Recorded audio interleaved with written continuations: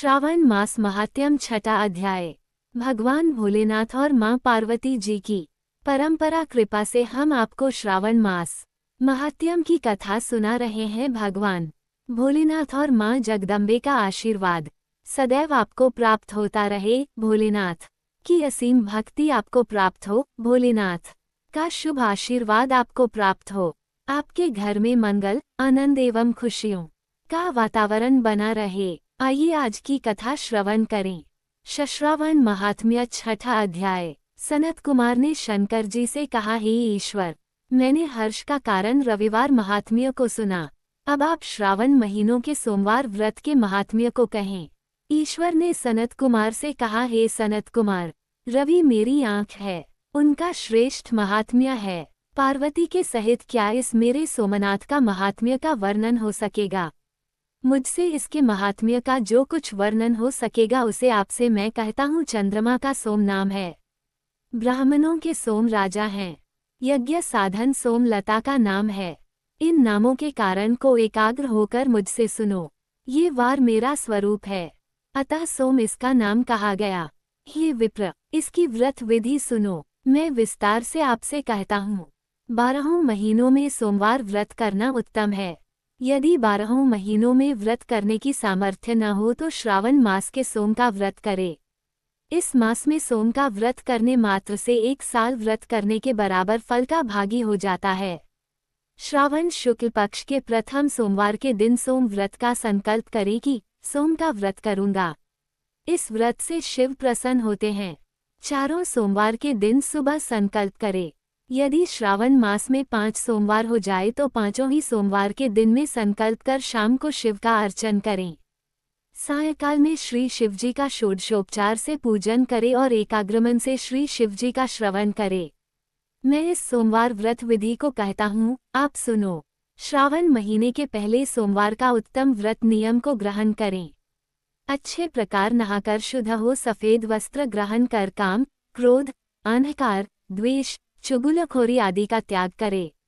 मालती, मल्लिका आदि सफेद पुष्प तथा नाना प्रकार के पुष्प और अभीष्ट उपचारों से मूल मंत्र नमः शिवाय का त्रयंबक मंत्र से अर्चन करे। कहे कि सर्व भवनाशन महादेव का मैं ध्यान करता हूँ।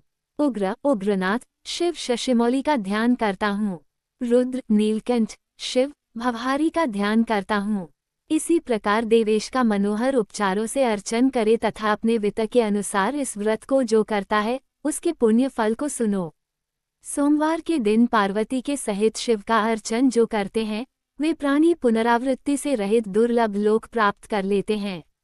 इस महीने में नक्त व्रत के पुण्य को संक्षेप मात्र में कहता हूँ। देव तथा दानवों से 7 जन्म अभेद्य जो पाप हैं वे सब नक्त भोजन से नष्ट होते हैं। इसमें कोई विचार न करे। इस उत्तम व्रत को उपवास द्वारा करे। पुत्रेच्छा वाला पुत्र और धनेच्छा वाला धन प्राप्त कर लेता है। प्राणी जिस वस्तु की इच्छा कर लेता है उसे वह फल प्राप्त हो जाता है। इस लोक में बहुत समय तक रहकर अपने इष्ट भोग पदार्थ को भोग अंत में उत्तम विमान द्वारा रुद्रलोक में जाकर पूजित हो जाता है।